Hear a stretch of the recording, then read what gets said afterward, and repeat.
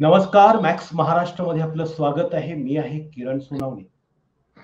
भारतात पुन्हा एकदा कोरोनाचा प्रादुर्भाव झाल्याच्या बातम्या आज तुम्ही सगळ्या प्रसार माध्यमांमध्ये वाचल्या असतील. केरळमध्ये साधारणतः 2.5 ते 3,000 रुग्ण नव्या व्हेरिएंटचे सापडलेले आहेत. त्यात जवळपास 295 रुग्णांना हॉस्पिटलाइज केला होता. त्यामध्ये 3 जणांचा मृत्यू झाल्याची बातमी आज सगळ्या प्रसार माध्यमांनी दिलेली.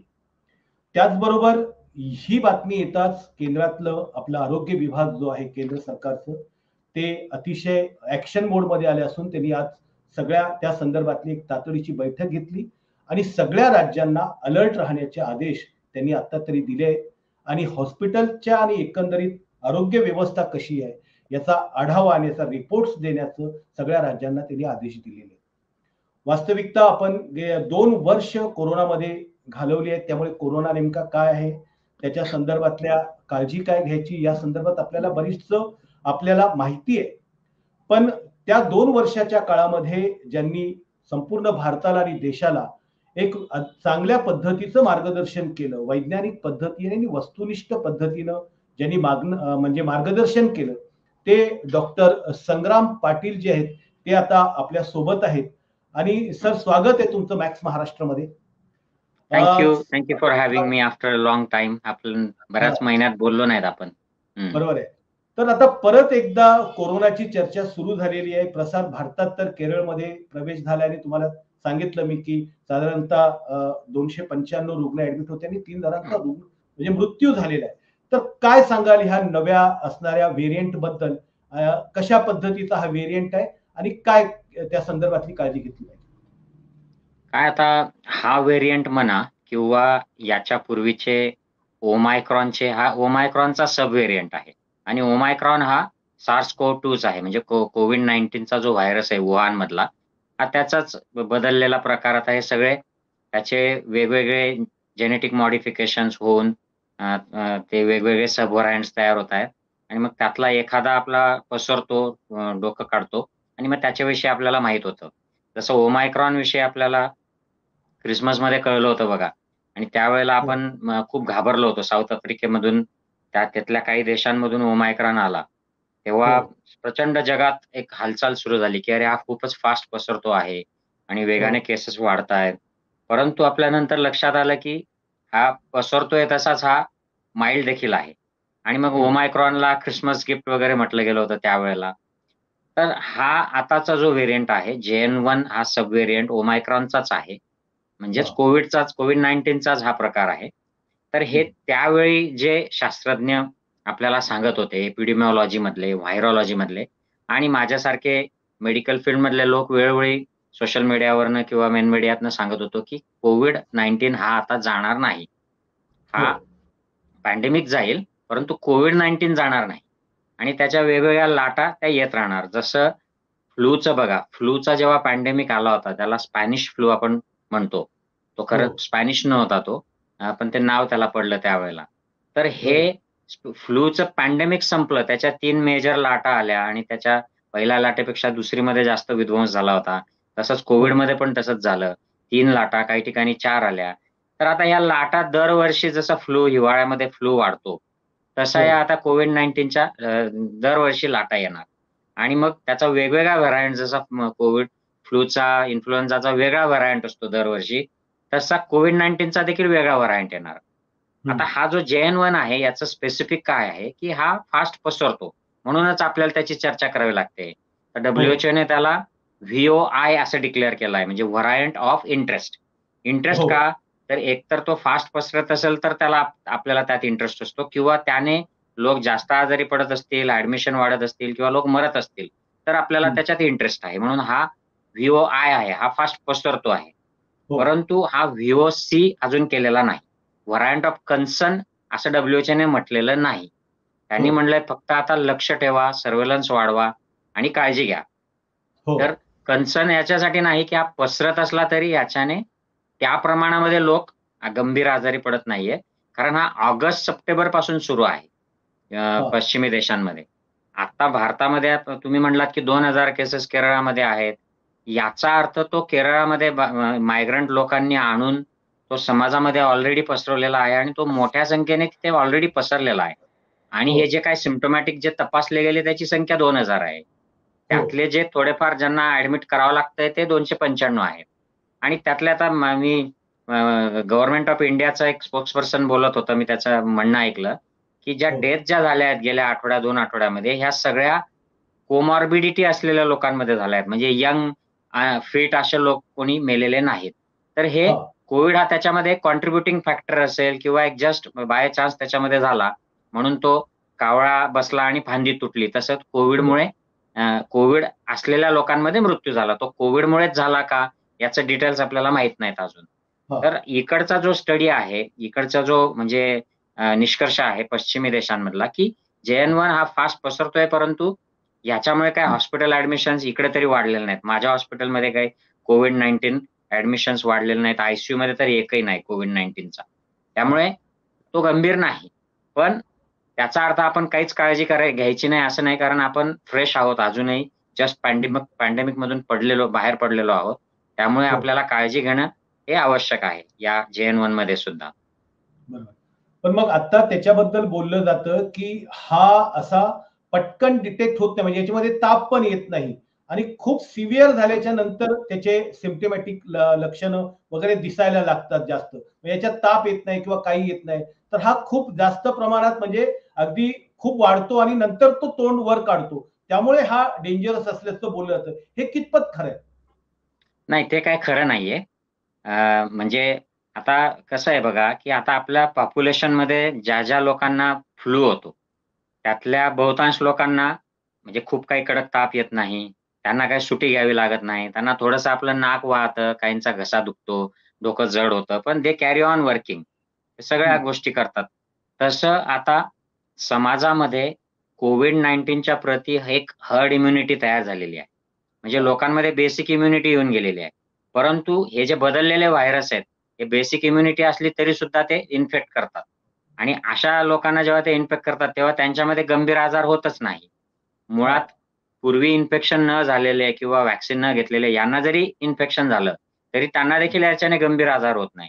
आणि हं. तुम्हाला जर नीट आठवत असेल, की COVID-19 जेव्हा सुरुवातीला आला, त्यावेळेला सुद्धा त्याचा लोकांना गंभीर करण्याचा जो पर्सेंटेज होता, तो खूप कमी होता. म्हणजे हां. मी मी त्यावेळेला मला आठवतं, मी व्हिडिओजवरून सारखं सांगायचो, की 1000मध्ये 0.1 म्हणजे 10,000मध्ये एखादा व्यक्ती त्याच्यात मरतो. असं मी हो. त्यावेळेला सांगायचो लोकांना धीर देताना. तर हे काही हां. बदललेलं नाहीये. खूप मोठ्या संख्येला इन्फेक्शन होतं. त्यातली खूप कमी लोकांना लक्षणं येतात आणि त्यातले खूप कमी लोक हॉस्पिटलला ॲडमिट होतात आणि त्यातलं अत्यंत निग्लिजिबल पर्सेंटेजमध्ये डेथ होते. आणि आजकाल तर डेथ ही कोविडने झाली, की इतर कुठल्या कारणाने झाली याच्याबद्दलच आता आपल्याला संशोधन केलं पाहिजे, की हा काय फक्त एक कॉन्ट्रिब्युटिंग फॅक्टर झाला का? मेन फॅक्टर नाही. कारण हं. इकडे पश्चिमी देशामध्ये ज्या डेथ्स होत आहेत, या नर्सिंग होममधल्या लोकांमध्ये डेथ होत आहेत COVID-19 आता जो जो नवीन व्हेरियंट आलेला आहे. या हां. नर्सिंग होममधले जे लोक उठता त्यांना बसता येत नाही. ते बेडवर असतात. त्यांना नर्सेस आणि कर्मचारी बघत असतात. अशा लोकांना कोव्हिड इन्फेक्शन झालं, की त्यांच्यात मृत्यू होतोय. मग ते तसे इतर कारणांनी त्यांच्यामध्ये मृत्यू होणारच असतो. हा एक कॉन्ट्रिब्युटिंग फॅक्टर त्याच्यात असतो. त्यामुळे हां. लोकांना ताप येत नाही, कारण त्यांना त्याचा काही असरच होत नाही. हो. लोकांमध्ये इम्युनिटी आहे. आणि दुसरं म्हणजे आता हे जे नवनवीन ओमायक्रॉनचे सब व्हेरियंट येत आहेत, हे इतके हं. माईल्ड आहेत. कारण हं. जेवढे फास्ट पसरतील तेवढे ते माईल्ड असणार. कारण हो. फास्ट पसरणं आणि गंभीर असणं हे एकत्र शक्यतोवर होत नाही. कारण जो हं. व्हायरस लोकांना गंभीर आजारी करतो, लोकांना मारतो, तो जास्त काळ टिकत नाही. पण हं. पर्यावरणामध्ये तो व्हायरस टिकत नाही. तो हं. व्हायरस नष्ट होतो आणि जो हं. लोकांना कमी आजारी करतो आणि ठणठणीत ठेवतो, तो व्हायरस पसरत राहतो. लोकांना हां. हां. म्हणजे होस्टला न मारणारा व्हायरस पसरतो. हां. व्हायरसला होस्टला मारलेलं आवडत नाही. ही गोष्ट हां. लक्षात ठेवायची. त्यामुळे जर हा फास्ट पसरत असेल, तर याचा अर्थ तो शक्यतोवर म्हणजे इट इस अनलाइकली की तो गंभीर जास्त लोकांना मारेल. म्हणून तर हं. ओमायक्रॉनला आपण ख्रिसमस गिफ्ट म्हटलं होतं त्यावेळेला, जेव्हा तो ख्रिसमसच्या आधी आला होता. तर बरोबर. हे जे लोकांमध्ये लक्षणं येत नाहीयेत म्हणजे त्यांना काही फरकच पडत नाही. एसिम्प्टोमॅटिक केसेस आहेत या. आणि हं. ज्या लोकांना गरज पडते ते सिम्प्टोमॅटिक आहेत. हो. आणि त्यातल्या थोड्याफार लोकांना हॉस्पिटल ऍडमिशन नगण्य लोक, अगदी कमी लोकांना लागणार आहे. मागे कसं, पूर्वी कसं होतं, पहिली लाट, दुसरी लाट आपल्याला माहीतच नव्हतं काय करायचं.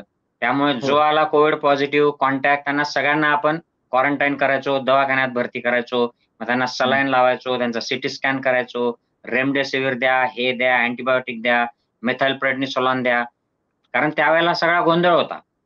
पण आता आपल्याला माहित झालंय, माझी सेक्रेटरी आहे आता, ती युरोपात क्रूजवर जाऊन आली जहाजावर, आणि मागच्या आठवड्यात तिला कोविड झाला. हा नवीनच व्हेरियंट तो असणार आहे. मागच्या आठवड्याभर ती घरी राहिली आणि आजपासून ती कालपासून कामाला आली. तर ती टणटणीत आहे. तिने व्हॅक्सिन देखील घेतलेलं होतं, पण तरी तिला कोविड झाला. पण पूर्वी जसं कोविडमुळे जो हाहाकार माजायचा, तो आता आपल्याला ते काही करायची गरज नाही. It has become like a flu. Covid हा आता नवीन फ्लू झालेला आहे.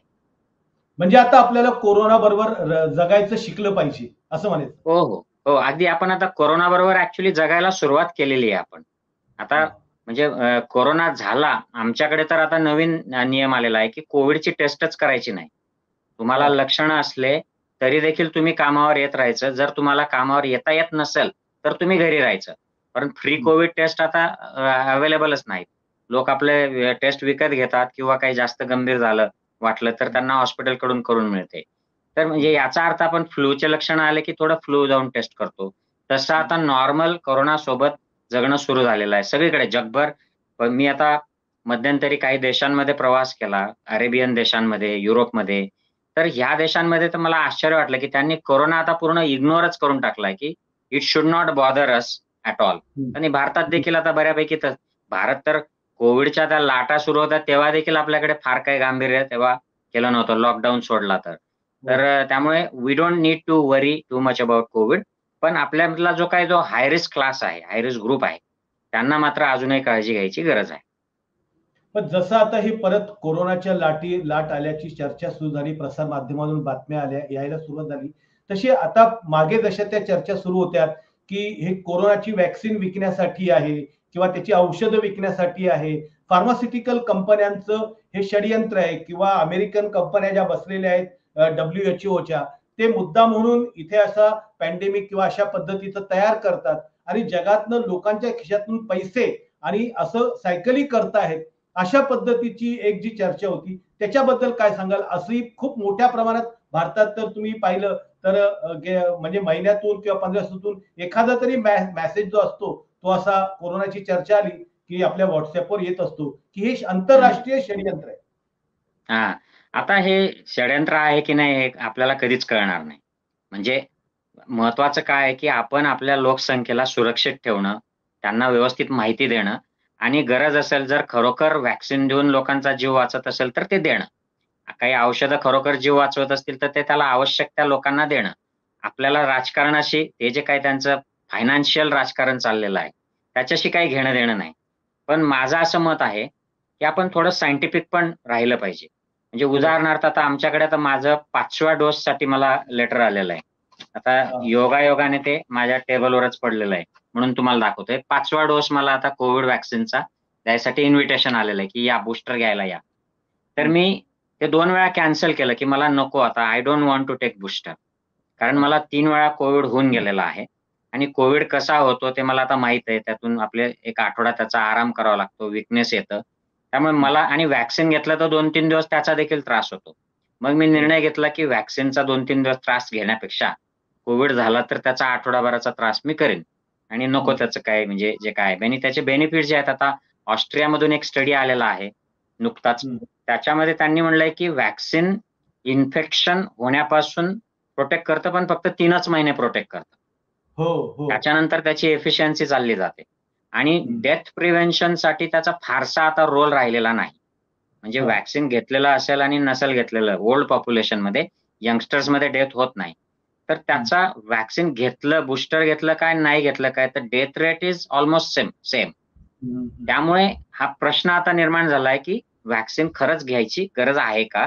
त्याच्यासाठी आपल्याला अजून जगभरात काय स्टडीज येतात, कुठल्या देशातनं काय अभ्यास येतो, याच्यावर आपण रिलाय राहिलं पाहिजे. मग हे मीडियात, सोशल मीडियामध्ये या अफवा येतात, WHO हे षडयंत्र वगैरे, त्याला काही अर्थ नाही. WHO काय असे षडयंत्र करणारं ऑर्गनायझेशन नाहीये. ते आपल्याकडे भारतात उगाच ते पसरवलं जातं. WHO ही अत्यंत रिस्पॉन्सिबल ऑर्गनायझेशन आहे. थोडंफार तिथे राजकारण चालत असेल, वेगवेगळ्या देशांची मनमानी चालत असेल, परंतु तिथलं जे सायंटिफिक बोर्ड आहे ते आपल्याला सायन्स सांगतं, ते वॉर्निंग्स देतं, ऍडवाइस देतं आणि WHO मुळे जगभरामध्ये म्हणजे हे ऐतिहासिक आहे, आपल्याला ऍक्सेप्ट केलं पाहिजे की WHO has helped the world including India. हे सगळं पोलिओ आणि वेगवेगळे जे आजार, कुपोषण हे आपल्याला WHOनेच याच्यामध्ये मदत केलेली आहे, भारताला सुद्धा. तर व्हॅक्सिनचं षड्यंत्र असतं. म्हणजे आपल्याकडेच भारतात बघा तुम्ही जवळ-जवळ 12 व्हॅक्सिन्सला मान्यता आहे आणि भारतातले जे कोविशिल्ड आणि कुठले ते व्हॅक्सिन भारत बायोटेक त्याचा कधी डेटा पण आला नाही. नीट डेटाच आला नाही शेवटपर्यंत. पण तरी ते अप्रूव्ह होऊन गेले. कधी प्राईम मिनिस्टर म्हणले 15 ऑगस्ट को करेंगे, 26 जानेवारी को करेंगे. म्हणजे ते आधीच्या आधी त्याची तयारी करत होते की कब लॉन्च करेंगे बिना डेटाचं. फेज 3चा ट्रायलचा कधी डेटा त्यांनी क्लिअर दिला नाही. तरी ते व्हॅक्सिन पूर्ण देशात कंपल्सरी दिलं गेलं. म्हणजे याच्यात राजकारण असतं. मग असतं तर ते असं सगळ्या पातळीवर असतं. जर AstraZeneca राजकारण करत असेल त्यांच्या पैशाचं, तर गव्हर्नमेंट्स पण राजकारण करतात.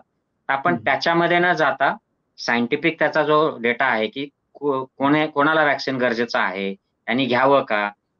माझ्या म्हणण्याप्रमाणे जे हाय रिस्क लोक आहेत, की ज्यांचं वय 70-75च्या पलीकडे आहे, ज्यांना डायबिटीस, अनकंट्रोल डायबिटीस आहे, HIV आहे, इतर इम्युनिटीचे प्रॉब्लेम्स आहेत, major chest problem, major heart problems आहेत. तर अशा लोकांनी एक बूस्टर डोस घ्यायला हरकत नाही. डॉक्टरांचा सल्ला घ्यायचा आणि कोणता बूस्टर यावेळेला घेतला पाहिजे, कोणता इफेक्टिव्ह आहे, त्याप्रमाणे तो बूस्टर एक घ्यायला हरकत नाही. इतर राजकारणात जाण्याची आपल्याला काही गरज नाही. आणि म्हणजे हेल्थ केअर सिस्टमचं जे आहे, आता गव्हर्नमेंटने खरं म्हणजे या नवीन जो व्हेरियंट आला याच्यावर लगेच गाईडलाईन्स दिल्या पाहिजेत, की याच्यामध्ये कुठल्या मेडिसिन्स इन्फ्लुएन्शियल आहेत, कुठल्या व्हॅक्सिन याच्यावर इफेक्टिव्ह आहे आणि याच्यासाठी कुठल्या गाईडलाईन, ट्रीटमेंटच्या गाईडलाईन काय, पेशंट सिरियस झाला तर काय, आयसीयूत गेला तर काय, याच्याबद्दल गाईडलाईन दिल्या पाहिजेत. कारण या गाईडलाईन न दिल्यामुळे मागच्या ज्या लाटा आल्या आपल्याकडे, त्यात लोकांची लूट झाली. म्हणजे डॉक्टर लोकांनी सर्रास असे सिटी स्कॅन रांगेने सिटी स्कॅन केले आणि सर्रास रेमडेसिवीर केले. ते काय आपल्याकडे ते नेते लोक विमानाने रेमडेसिवीर भरून त्यांनी त्याचं ब्लॅक मार्केट केलं. खाली कार्यकर्त्यांनी विकले ते. तर हा सगळा गोंधळ टाळण्यासाठी आपल्याला एक सायंटिफिक एव्हिडन्स, सायंटिफिक डेटा घेऊन मग त्याच्यावर ऍक्ट झालं पाहिजे. तर मला वाटतं की फार या षड्यंत्र वगैरेच्या थेरीत जाण्यापेक्षा we should stick to the basic things आणि सायंटिफिक इन्फॉर्मेशन, सायंटिफिक डेटा आणि आपल्याला प्रोटेक्ट करणे, आपल्या कुटुंबाला प्रोटेक्ट करणे आणि समाजाला करणे. आपल्याकडे महाराष्ट्र शासनाने जे म्हटलं होतं ना, की माझं कुटुंब ही माझी जबाबदारी, तसं आपण अंमलात आणलं पाहिजे. आता याची चर्चा सुरू झाल्याच्या नंतर एकूण जे काही मला एक प्रश्न याच्यामध्ये पडलेला आहे, की आता आपल्या भारतामध्ये साधारणतः 80 कोटी लोक सरकारी धान्य खात असतात. म्हणजे गरीब टप्प्यातले असतात. तर श्रीमंत लोकांचं आपण काय बोलू शकत नाही. ते इथून फ्लाय करून कुठल्याही देशात जाऊन ट्रीटमेंट घेऊ शकतात. त्यांचं काय नाही. पण हे गोरगरिबा झोडपट्टींमध्ये, सर्वसामान्य वर्गामध्ये, मध्यम लोअर मिडल क्लासमध्ये राहणाऱ्या लोकांनी नेमकी काय काळजी घेतली पाहिजे आणि समजा त्यांना अशा पद्धतीचे लक्षणं काय असतात, याचे एकत्रित कशी लक्षणं असतात आणि मग त्याच्यासाठी त्यांनी काळजी काय घेतली पाहिजे, की क्वारंटाईन केलं महत्वाचं हे आहे पाहिजे? की महत्वाचं हे आहे याच्यात की कोविडचं ही लाट आलेली आहे, असं एक लक्षात घ्या सगळ्यांनी, की कोविड आता म्हणजे केरळामध्ये 2000 आलेत, कर्नाटकामध्ये काही केसेस आल्यात. म्हणजे याचा अर्थ ते मुंबईमध्ये पण आहेत. याचा अर्थ ते महाराष्ट्रात पण कोविडच्या केसेस आहेत. फरक एवढा आहे की आपण आता कोविडची टेस्टच करत नाही. त्यामुळे वी डोंट नो किती आहेत आणि ते भरपूर असणार आहेत समाजामध्ये. ज्याला असं वाटतं की आपल्याला कोविडचे लक्षणं असू शकतात, मग तो फ्लू असो की कोविड असो, प्रत्येकाने टेस्ट करायची गरज नाही. आणि याची लक्षणं काय आहेत, तर बेसिकली जसा सर्दी फ्लू होतो, तेच लक्षणं कोविडचे आहेत. जे नाक वाहणे, घसा दुखणे, डोकं दुखणे, थोडंसं अंगात कणकण, ताप येणं आणि काही मळमळ, उलट्या, डायरिया वगैरे देखील काही लोकांना होऊ शकतं. हे जर एकाला झालं घरामध्ये, तर त्याने थोडंसं आयसोलेट घरातल्या घरात करायचं, मास्क वगैरे लावायचा. 3-4 दिवस ते लक्षणं कमी होईपर्यंत स्वतःला प्रोटेक्ट करायचं, इतरांना प्रोटेक्ट करायचं. आणि जर काही शंका असेल, खूप जास्त गंभीर होत असतील ते, तर मग त्याची टेस्ट करता येते की हा ऍक्च्युअल कोविड आहे आणि मग तो नोटिफाय होतो की अच्छा हे कोविड आहे, म्हणजे मग मोर प्रिकॉशन्स कॅन बी टेकन. पण कोविड झाला म्हणून काही आता तो होणारच आहे कोविड. बेसिकली तुम्ही फ्लूच्या व्हायरस पासून जसं यू कॅनॉट एस्केप. आता माझ्या सेक्रेटरीला झाला मी म्हणतोय. मी आजच तिला जाऊन केबिनमध्ये म्हणजे तिच्या केबिनमध्ये भेटलो, ती माझ्या केबिनमध्ये काही कामानिमित्त आली. तर आय कॅनॉट प्रिव्हेंट आणि ती काय मास्क लावत नाही कारण ती she is out of it now. तर हा. आणि तिने टेस्ट पॉझिटिव्ह व्हायच्या आधी तो कितीतरी लोकांना कदाचित दिला पण असेल. त्या जहाजावर इतरांना मिळाला, घरी पसरवला असेल तर तो पसरणारच. त्याची काळजी करायची नाही. ज्याला लक्षणं झालेत त्याने शक्य तेवढं इतरांना तो पसरू नये याची काळजी करायची.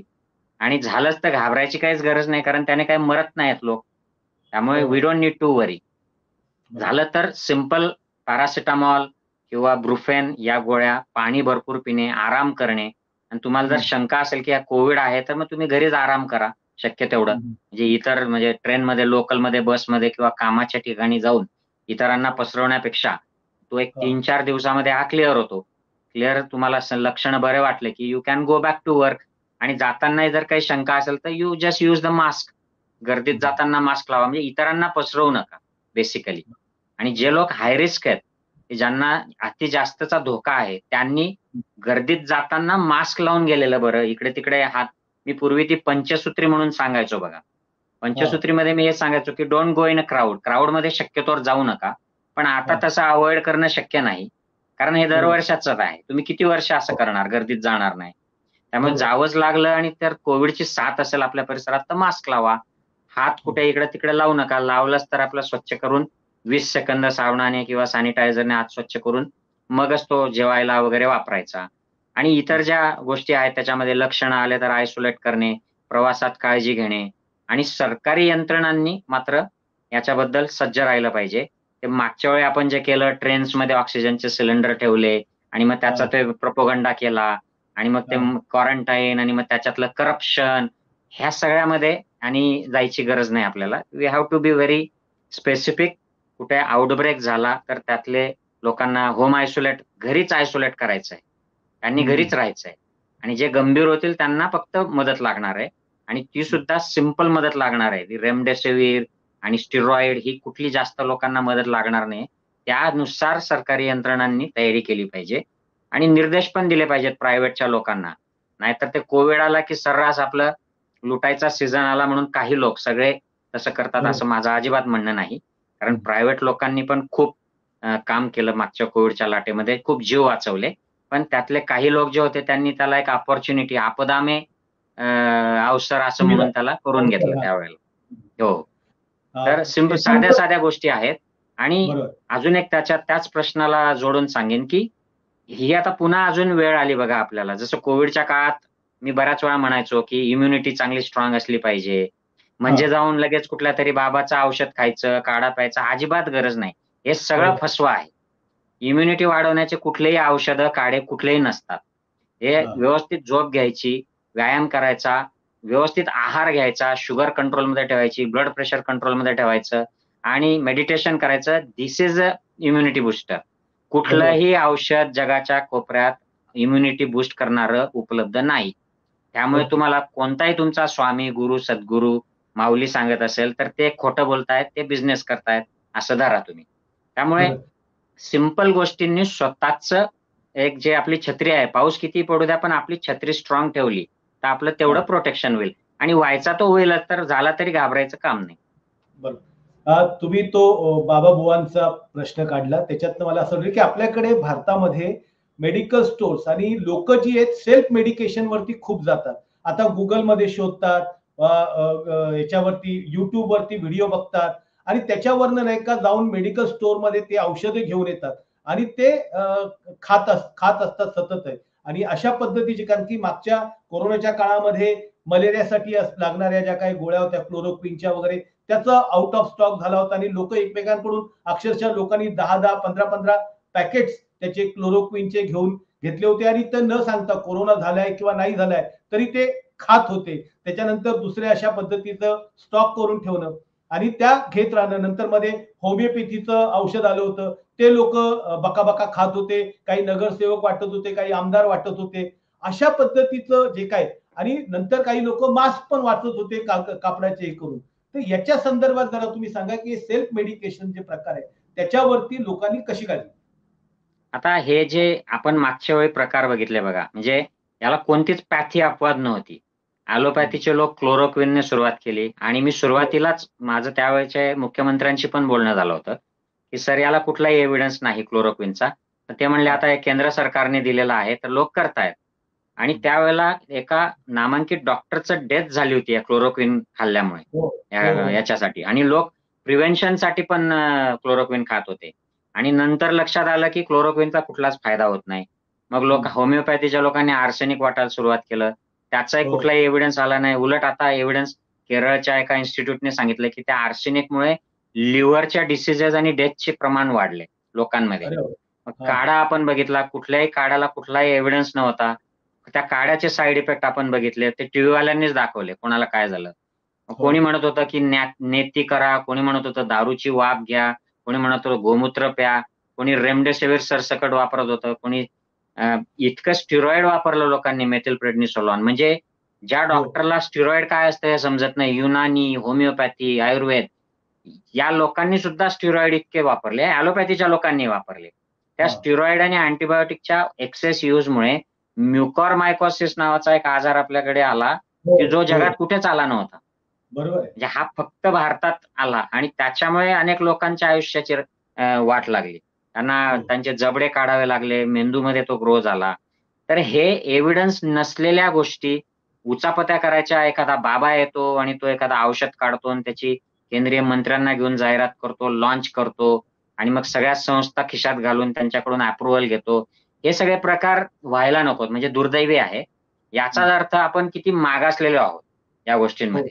हो हो. हे कुठलीच गरज नाही. There is no immunity boosting medicine. आपल्याकडे बर्मिंगहॅमच्या विद्यापीठामध्ये रामदेव बाबांच्या पतंजलीचं ते जे आहे कोरोनिल त्याचा स्टडी झाला रितसर. हा. कारण ते वेम्बलीमध्ये इथे लंडनच्या बाहेर विकत होते इल्लिगली. आणि त्यांनी बर्मिंगहॅम युनिव्हर्सिटीने सांगितलं की या औषधामध्ये कुठलंही इम्युनिटीला पोषक असं औषध नाही.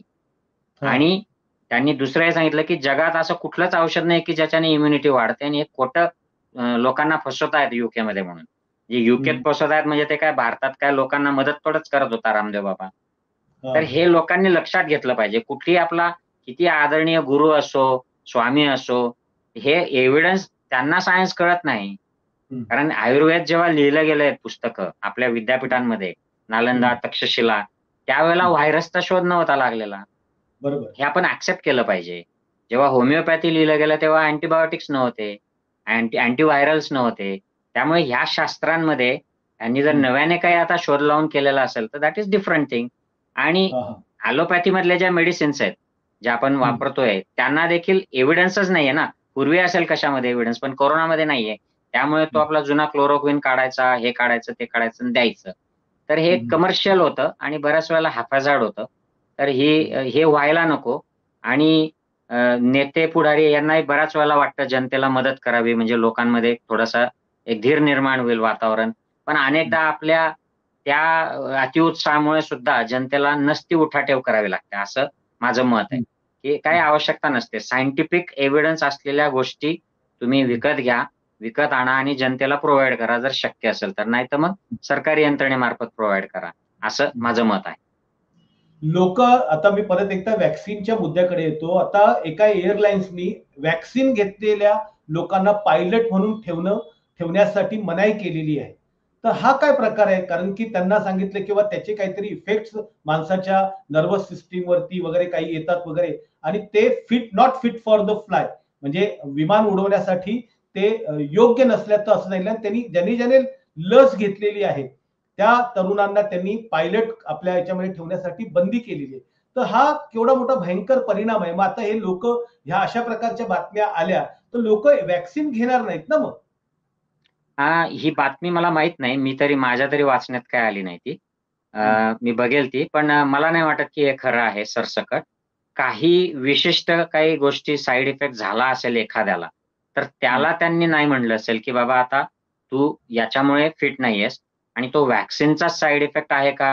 हे पण बघायला पाहिजे की त्याला दुसऱ्या काही कुठल्या गोष्टी झाल्या आहेत आणि त्यामुळे त्याला अडवलं आणि मग त्याचा एक मोठा इश्यू करून तो चुकीच्या पद्धतीने प्रेझेंट झालाय. कारण जगातल्या प्रत्येक वैमानिकाने कोविड-19च्या काळामध्ये व्हॅक्सिन घेतलेलं असणार आहे. कारण त्याच्याशिवाय त्यांना एव्हिएशनमध्ये त्यावेळेला ओपन करणं शक्यच नाहीये. तर मग they will have to stop every pilot from flying flight. त्यामुळे मला नाही वाटत ते खरं आहे. आणि व्हॅक्सिनचा साईड इफेक्ट बद्दल पण विपर्यास केला जातो. लोक कुठले हो. कुठले व्हिडिओजचे छोटे छोटे क्लिप्स जोडलेल्या पाठवतात. काही न्यूरोलॉजिकल सायन्स, झटके येणारं, हातपाय हलणारं असे व्हिडिओज एकत्र करून पाठवतात.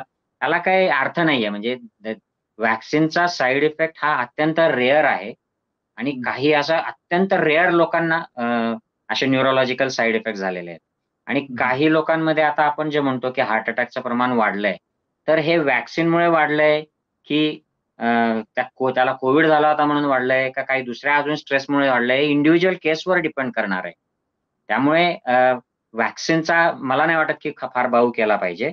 ज्याला गरज आहे, ओल्ड एज मधले जे ॲट रिस्क आहेत, त्यांनी व्हॅक्सिनचा नक्की विचार केला पाहिजे. इतर यंग लोकांना काही गरज नाही. आता मी तुम्हाला दाखवलं, माझं लेटर आलेलं आहे. जानेवारी हो. फर्स्ट वीकमध्ये मला त्यांनी पुन्हा तिसऱ्यांदा बोलावलंय, मी कॅन्सल केलं. तर मी हे देखील कॅन्सल करणार आहे, कारण मला व्हॅक्सिन आता घ्यायचं नाहीये. मला असं वाटतं की इनफ नाऊ 4 बूस्टर घेतले आणि आता माझं शरीर युज्ड टू झालं. कोविड झाला तर झाला, मी त्याला सामोरं जाईल. कारण मी काय अजून 70-75च्या पलीकडे गेलेलो नाही. मी अजून ॲट रिस्क नाही. ते बरोबर. तशी परिस्थिती असेल तर मी घेईल व्हॅक्सिन सगळे. पण मला आता बरोबर. गरज नाही. तर तसं प्रत्येकाला व्हॅक्सिनची गरज नाही. जे ॲट रिस्क आहेत त्यांनीच फक्त घ्यायचंय. त्यामुळे आपल्याला फार या गोष्टींवर म्हणजे चर्चा करण्याची किंवा काही याचा बाऊ करण्याची गरज नाही. बरोबर. साइड इफेक्ट वरती जरा आपण थोडंसं अजून विस्तारानं बोलावं. याचं कारण असं आहे, की समजा 1-2 कोटींमध्ये एखाद्याला होत असेल किंवा आता म्हणजे साइड इफेक्ट समजा एखाद्या औषधाचे, तर कुठल्याही औषधाचे साइड इफेक्ट्स माणसाला येऊ शकतात. माणसाच्या शरीराच्या एकंदरीत बायोकेमिकल याच्यावरती ते अवलंबून असतं. मग याच्या संदर्भातल्या स्पेसिफिक केसेस काढून तो ज्या प्रकारचा प्रचार केला जातो, त्याच्यावरती थोडंसं तुम्ही विश्लेषण करा, की काहींना अॅनासिनची सुद्धा किंवा पॅरासिटामॉलची सुद्धा ॲलर्जी होऊन त्यांना सुद्धा साइड इफेक्ट येऊ शकतात. असं मागे एकदा बोलताना मी ऐकलं होतं. हो. हो, आता साइड इफेक्ट बघा, म्हणजे मी बऱ्याचदा पेशंट्सला असं सांगतो, मी जेव्हा माझे इंजेक्शन्स करतो पेन मेडिसिन मधले, मी इंटरव्हेन्शनल पेन स्पेशालिस्ट आहे. तर त्यांना मी त्यावेळेला सांगतो, की माझं जे मेडिसिन तुम्हाला मी देणार आहे, त्याचं तुम्हाला ॲलर्जी येऊ शकते किंवा कुठलाही साइड इफेक्ट होऊ शकतो. आणि तुम्ही हॉस्पिटलमध्ये नुसत्या येताय, याचा एक साइड इफेक्ट हा आहे, की तुम्हाला कुठलंही इन्फेक्शन होऊ शकतं हॉस्पिटलमधलं. हो. तुम्हाला इथल्या कुठल्याही गोष्टीची ॲलर्जी होऊ शकते. म्हणजे हॉस्पिटलला नुसतं येणं हे सुद्धा तुमच्यासाठी धोकादायक असू शकतं. तुम्ही रस्त्याने चाललाय, पायी चाललाय तर धोकादायक होऊ शकतं. कारण तिथे रिस्क्स असतात प्रत्येक गोष्टीमध्ये. तसं या व्हॅक्सिनचे जे कॉम्पोनंट्स आहेत, ते जरी डेड केलेले व्हायरस असले किंवा त्या व्हायरसचा अँटिजन असला किंवा तो जेनेटिकली तयार केलेला असला, तरी कुठल्या कॉम्पोनंटला, प्रिझर्व्हेटिव्हला कोण रिएक्ट करेल हे सांगणं अवघड आहे. रिएक्शन ही खूप कॉमन नसते, सिव्हिअर रिएक्शन, अनाफायलॅक्सिस किंवा असे जीवघेण्या. पण होऊ शकते काही लोकांना, बट इट इज रेअर. मग तशी ती पोलिओ व्हॅक्सिनची देखील रिएक्शन येऊ शकते. पेनिसिलिन ज्याने आतापर्यंत करोडो जीव वाचवलेत. किती लोक हो. पेनिसिलिनला ॲलर्जी असतात. पण याचा अर्थ पेनिसिलिन वापरायचं नाही असं नाही. त्यामुळे ज्याला कोणाला ॲलर्जिक रिएक्शन आली व्हॅक्सिनची, माइल्ड, मॉडरेट, सिव्हिअर, त्यांनी घेऊ नये. आणि ज्याला कोणाला रिएक्शन नाही आली पण त्याला गरज आहे व्हॅक्सिन घ्यायची कारण ते ॲट रिस्क आहेत, त्यांनी ते घ्यावं. बस इतकं सिंपल आहे व्हॅक्सिनच्या बद्दल. आता मला म्हणजे गरज नाही. मला ॲलर्जी पण येत नाही, पण मला घ्यायचंच नाही, त्यामुळे संपला विषय. इट इज म्हणजे आपण त्याचा फार बाऊ करू नये व्हॅक्सिनच्या रिएक्शनचा, साइड इफेक्टचा. If you need it, you take it. बरोबर आहे. म्हणजे आता हा जो कोरोनाचा नवा व्हेरियंट आलेला आहे, म्हणजे कोरोना सोबत आपण जगायला आता शिकलं पाहिजे आणि त्याची धास्ती न घेता आपण काळजी घेतली पाहिजे. बरोबर? येस. म्हणजे अगदी त्या बरोबर. संदर्भात म्हणजे आपल्या एकंदरीत आहार, विहार आणि बाकीच्या ज्या गोष्टी आहेत, त्या संदर्भातली आपण काळजी घेतली पाहिजे. पण या. एकंदरीत समजा एखाद्या समजा लहान मुलं असेल किंवा वयोवृद्ध हे जास्त रिस्क फॅक्टर असतात का यांना? लहान मुलांमध्ये कुठलाही रिस्क, कोरोनाच्या कोणत्याच व्हेरियंटमध्ये रिस्क नाही. लहान हां. मुलं अगदी सेफ आहेत. यंगस्टर्स सेफ आहेत. बट जे दुसऱ्या टोकाचे जे आहेत लोक 70-75च्या पलीकडचे, 80च्या पलीकडचे आणि काही आजार असलेले लोक, की ज्यांच्यामध्ये वेगवेगळ्या कारणांनी इम्युनिटी कमी झाली, अवयव निकामी झालेत, किडनीचे आजार, लिव्हरचे आजार किंवा लंग्स, हार्ट डिसीजचे लोक, या लोकांना रिस्क असते. कारण यांच्यामध्ये रिकव्हर होण्याची जी शक्ती आहे इम्युनिटीची, ती कमी असते. रिझर्व्ह कमी असतो या लोकांचा. बाकी जे तरुण लोक आहेत, म्हणजे मला असं वाटतं की 60च्या आतले भारतात, इकडे तर आम्ही 70-75च्या आतल्यांना म्हणतो की तुम्ही सेफ आहात. भारतात जरा आपण थोडं वय कमी करूयात, कारण भरपूर तिकडे स्ट्रेस आणि मेटाबॉलिक इश्यूज आहेत अनडायग्नोज. तर 60च्या आतल्या लोकांना तर काही इतर प्रॉब्लेम नसतील तर त्यांनी काळजी करायची गरज नाही. आणि ओव्हरऑल आता जे ह्या निमित्ताने पुन्हा अजून मी सांगेन की हेल्थकडे लक्ष देणं गरजेचं आहे. नीट झोपा, मेडिटेशन करा, जास्त तळलेलं साखरयुक्त खाऊ नका, हेल्दी खा, फळं, भाजीपाला, नॉन-व्हेज जरी खायचं असेल तरी प्रमाणात खा आणि एक्सरसाइज करा आणि अशा गोष्टींनी आपली इम्युनिटी चांगली राहील. तर these are the most important things. बरोबर आहे. धन्यवाद डॉक्टर संग्राम पाटील, तुम्ही मॅक्स महाराष्ट्रशी अत्यंत महत्वाच्या विषयावरती संवाद साधला. तुमच्याशी बोलण्याचं कारण की सुरुवातीला जर लोकांकडे व्यवस्थित आणि अधिकृत आणि चांगली माहिती गेली तर लोक पॅनिक होणार नाही, म्हणून तुम्हाला आवर्जून आम्ही मॅक्स महाराष्ट्रमध्ये आमंत्रित केलं. त्याबद्दल तुम्ही तुमचा अमूल्य असा वेळ दिला, त्याबद्दल पुन्हा एकदा तुमचा आभार. हे होते डॉक्टर संग्राम पाटील, ज्यांनी अतिशय सोप्या पद्धतीनं ह्या सगळ्या नवे येणाऱ्या कोरोना व्हेरियंटच्या संदर्भात आपल्याला माहिती दिलेली आहे आणि त्या संदर्भात कुठल्याही पद्धतीनं घाबरण्याचं काम नाहीये, कुठल्याही पद्धतीनं पॅनिक होता कामा नाहीये आणि जर समजा झालं तर त्याचे सुद्धा खूप असा बाऊ करता कामा नये. फक्त ज्यांना कुठले सिव्हिअर किंवा गंभीर असे आजार असतील आणि वयानं खूप मोठे असतील, म्हणजे 70-75चे असतील, तर त्या लोकांना, ज्यांना डायबिटीस असेल, हार्टचा प्रॉब्लेम असेल, तर त्या लोकांनी थोडी काळजी घेतली पाहिजे. अशा काळामध्ये अशा पद्धतीने डॉक्टर संग्राम पाटील यांनी सांगितलेलं आहे. तुम्ही ही सगळी चर्चा ऐकलेली आहे. तुम्हाला नेमकं काय वाटतं तुम्ही नक्की कमेंट बॉक्समध्ये लिहा आणि पाहत राहा मॅक्स महाराष्ट्र, आवाज महाराष्ट्राचा. धन्यवाद.